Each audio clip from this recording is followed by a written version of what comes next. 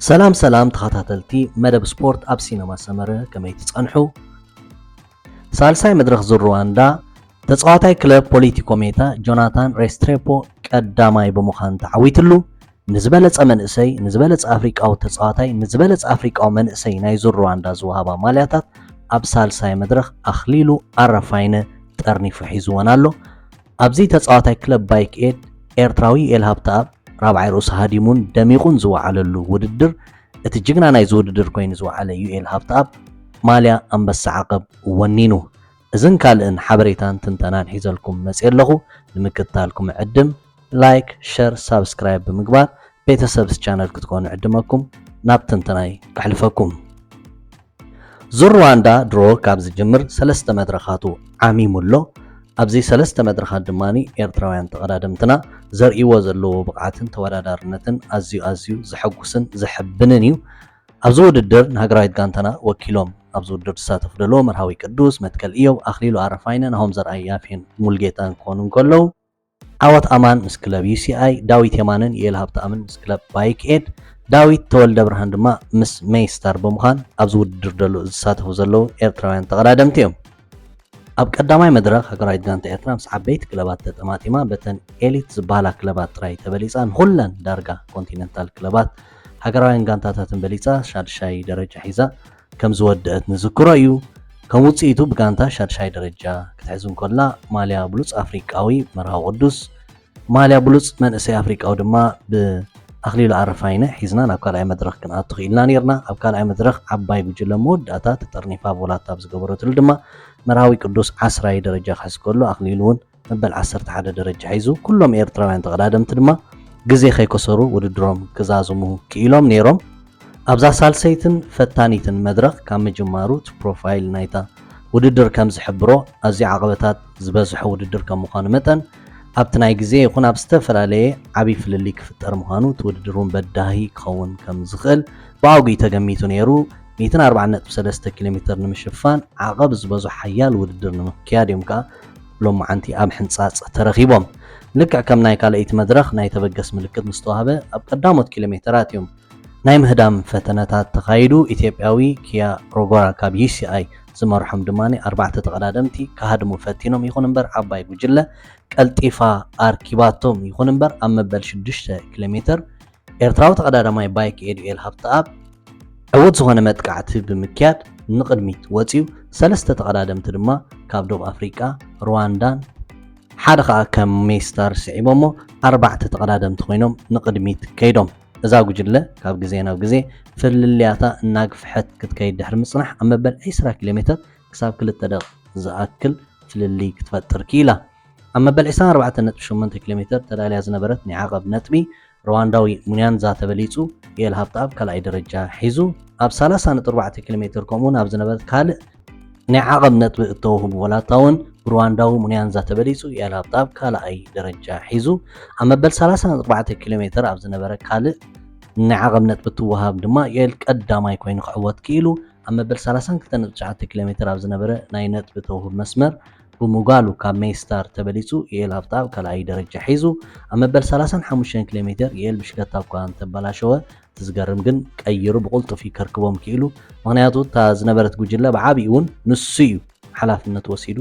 ድስሕባ ነይሩ ኤል ናሃሩ ብምቕፃል ኣብ መበል 39.3 ኪሎ ሜትር ዝነበረት ናይ ዓቐብ ነጥቢ ተውህብ ብዘይ ተቓፃፂ ሕንፃፅ ረጊፁ ቀዳማይ ኮይኑ ኤል ንመራሕት ጉጅለ ንዝበዝሕ ኪሎ ሜትር ከምቲ ዝበልናዮ ባዕልዩ ዘቕልሳ ነይሩ ኣብ መበል 44 ኪሎ ሜትር ከዓ ፍልሊ ናይታ ቀዳመይቲ ጉጅለ ዳርጋ ናብ 4 ደቂቕ ደይቡ ነይሩ ኣብ መበል 47.6 ኪሎ ሜትር ኣብ ዝነበረ ናይ ዓቐብ ናይ ነጥቢ ቮላታ ደቡብ ኣፍሪቃዊ ጌረን ቀዳማይ ከኣቱ እንከሎ ካልኣይ ዩኤል ሃብተኣብ ኮይኑ ኣብ መበል 51.2 ኪሎ ሜትር ኣብ ዝነበረ ናይ ነጥቢ ቀዳማይ ዩኤል ሃብተኣብ ኮይኑ ክዕወተሉ ክኢሉ ኣብ መበል 55 ኪሎ ሜትር ፍልሊ ኣብ መንጎታ መራሒትን ዓባይ ጉጅለን 3 ደቂቕን 50 ካልኢትን ክድይብ ክኢሉ ነይሩ ኣብ መበል 59.7 ኪሎ ሜትር ኣብ ዝነበረት ሓሙሽተይቲ ናይ ዓቐብ ናይ ነጥቢ ውድድር ሕጂ እውን ኤል ሃብተኣብ ቀዳማይ ኮይኑ ተዓዊቱ ኣብ መበል 67.1 ኪሎ ሜትር ንዝነበረት ሻድሸይቲ ናይ ዓቐብ ነጥቢ ተውህብ ሕንፃፅ እውን እንደገና ኤል ሃብተኣብ ቀዳማይ ኮይኑ ብምዕዋት ነቲ ናይ ዓቐብ ነጥቢ ክሓፍሶ ይውዒሉ ሎሚ ኤል እዚ ከምዚ ኢሉ እንዳቀፀለ ከሎ ተዓባይ ጉጅለ ብዝተፈላለየ ስካቶታት ኣዝያ ትናወፅያ ነይራ ኣብ መበል 81 ኪሎ ሜትር ግን እቲ ኣብ ካልኣይ ስቴጅ ቀዳማይ ኮይኑ ክዕወት ዝኽኣለ ናይ ክለብ ፕሪምየር ቴክ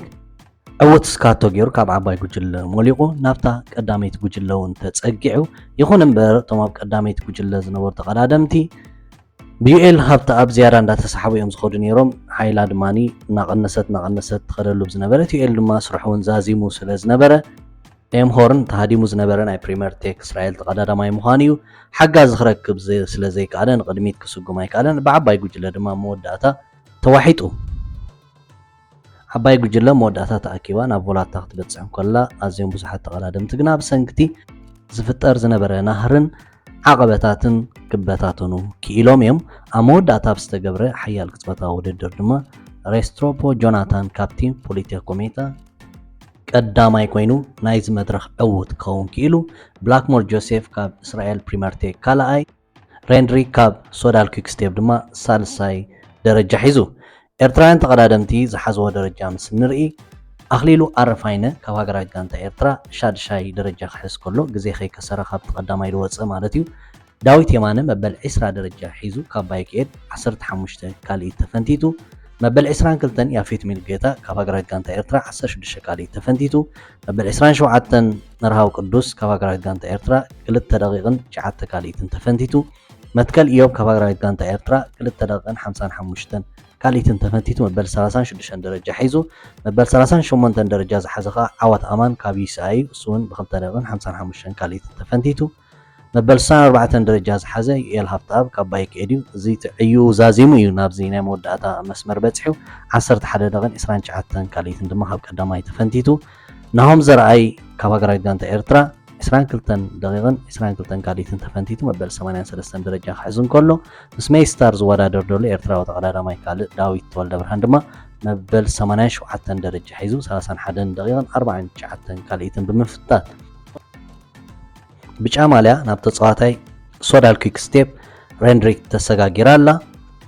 ተቐዳዳማይ ክለብ ባይክኤድ ኤርትራዊ ዩኤል ሃብታብካ 32 ነጥብ ብምውላድ ንኣንበሳ ዓቐብ ትወሃብ ማልያ ወኒንዋ ኣሎ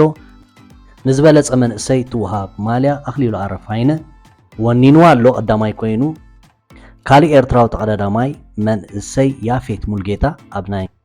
ንብሉፅ መንእሰይ ኣብ ትወሃብ ማልያ 16 ካልኢት ጥራይ ካብ ኣኽሊሉ ኣረፋይነ ተፈንቲቱ ሳልሳይ ደረጃ መሓዙ ኣዝዩ ዘገርም እዩ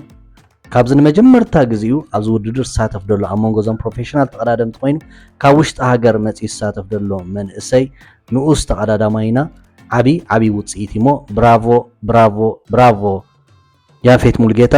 ብዘለኻዮ ቀፅል ካልእ ንዝበለፀ ኣፍሪቃዊ እትወሃብ ማልያ እውን ኣኽሊሉ ኣረፋይነ ሒዝዋ ኣሎ ንሳ ጥራይ ዘይኮነት ንብሉፅ መንእሰይ ኣፍሪቃዊ እትወሃብ ካልእ ማልያ እውን ኣኽሊሉ ኣረፋይነ ደጊሙ ነታ ማልያ እውን ሒዝዋ ኣሎ ብሓፈሻ 3 ማልያታት እዩ ወኒኑ ደሎ ብዚ ሳልሳይ መድረኽ ኣኽሊሉ ኣረፋይነ ብራቮ ኣኪለ ዘን ማልያታት ዓቂብካያን ክትውድእ ኣኽሊሉ ኣረፋይነ ኣብ ናይ ቢጫ ማልያ ውድድር እውን ብ5 ካልኢት ጥራይ ተፈንቲቱ እዩ ካብ ተቐዳማይ ዘሎ ኣብ ሻድሻይ ደረጃ ተቐሚጡ ደሎ ስለዚ ንሃገራዊት ጋንታ ኤርትራ ሓያል ስራሕ ክፅበያ ይብልክዕ ግን ቢጫ ማልያ ናይ ምዕዋት ዓቕምን ደረጃን ከም ዘለዎ ግን ኣብ ዝሓለፈ ውድድራቱ ብዝግባእ የርእየና ኣሎ ብጋንታ ቀዳመይቲ ቢንጎልያ ደላ ሃገራዊት ጋንታ ኤርትራ ድማኒ ሻድሻይ ደረጃ ዓቂባ ኣላ ኣብዚ ሎሚ ዝተኻየደ ቅፅበታዊ ውድድር ኣብ ታሪክ ዙር ሩዋንዳ 6 ናይ መድረኽ ዓወት ምዝጋብ ክብረ ወሰን ዝሓዘ ኮሎምቢያዊ ጆናታን ሬስትሬፖ ካብ ጋንታ ፖሊቴኮ ሜትራ ቀዳማይ ብምውፃእ ንክብረ ወሰኑ ባዕሉ ከም መሓይሾ ክኢሉ ኣሎ ኣብዚ ክንዝንጉዖ ዘይብልና ብናይ መድረኽ ዓወት ኣብ ካልኣይ ደረጃ ተቐሚጡ ዘሎ ኤርትራዊ ተቐዳዳማይ መትከል ኢዮብ ምዃኑ እዩ ስጋብ ሕጂ ተኻይዱ ኣብ ዘሎ ውድድር ናይ ኤርትራውያን ተቐዳደምቲ ደረጃን ዓቕምን እዚ ክንሪኦ ዝፀናሕና እዩ ብልክዕ ዘሕብንን ዘኹርዕን ሪዛልት እዩ ነስተ ዝሓይዙ ደሎ ደረጃ ምዕቃብን ካብኡ ንላዕሊ ናብቲ ዝለዓለ ደረጃ ዝዓበየት ኣብዚ ውድድር እዚ ወይ ኣብ ናይ ቅልድም ብሽክሌታ ውድድር ትውሰድ ዝዓበየት ማልያ ቢጫ ማልያ ንምውናን ኣብ ዝግበር ክርፍስ ሃገራዊት ጋንታ ኤርትራ ሓያል ፃዕሪ ይፅበያ ከም ዘሎ ኣብዚ ውድድር ንሪኦ ኣለና ጽባሕ ብራብዓይ መድረኹ ቅፅል እዩ 93 ኪሎ ሜትር ሕፅር ዝበለ መስል ግን ሓያል ዓቕበት ዘለዎ ውድድር እዩ ስለዚ ሃገራዊት ጋንታ ኤርትራ ካብ ሕጂ ጀሚራ ነቲ ድሓን ዝኾነ ደረጃ ሒዙ ዘሎ ሰለስተ ማልያ እውን ክውንን ክኢሉ ዘሎ ኣኽሊሉ ኣረፋይነ ከም ትሰርሕ ርዱእ ኮይኑ ብዓብዩ ኣብቲ ናይ ብጫ ማልያ ውድድር ካልእ እውን ኣብቲ ዝተረፈ ማልያታት ንምዕዋት ሓያል ስራሕ ፅበዮም ኣሎ ንሃገራዊት ጋንታ ኤርትራን ከምኡን ካልኦት ኤርትራውያን ተቐዳደምትን ፅቡቅ ዕድል ንምንየሎም ከም ዝሪኦ ዘለና ዩኤል ሃብተኣብ ናይ ዓቕበት ማልያ ወኒኑ ኣሎ ኣብ ዝመፅእ ዘሎ መድረኻት ከምኡ ዓይነት ብቕዓት ከርእየና እኳ ከቢድ እንተኾነ ግን